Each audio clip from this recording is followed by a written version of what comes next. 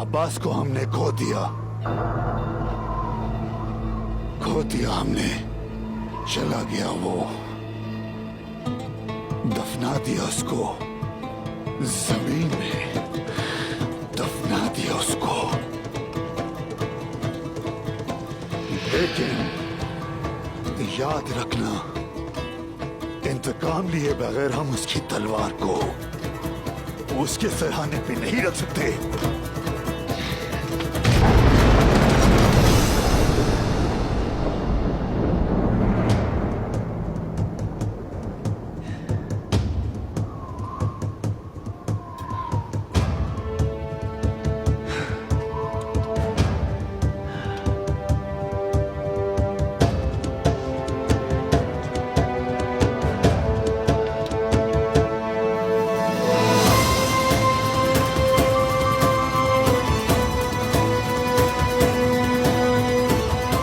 उस्मान,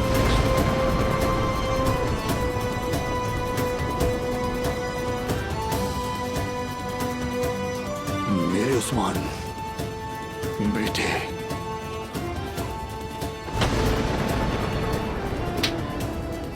अब से ये तलवार तुम्हारी है। अपने भाई का इंतकाम लेने तक समझे, इसे अपने म्यान में रखो। आप फिक्र मत करें वापसी साहब, कातिल सिर्फ और सिर्फ एक ही तरफ भागेंगे, वो होगी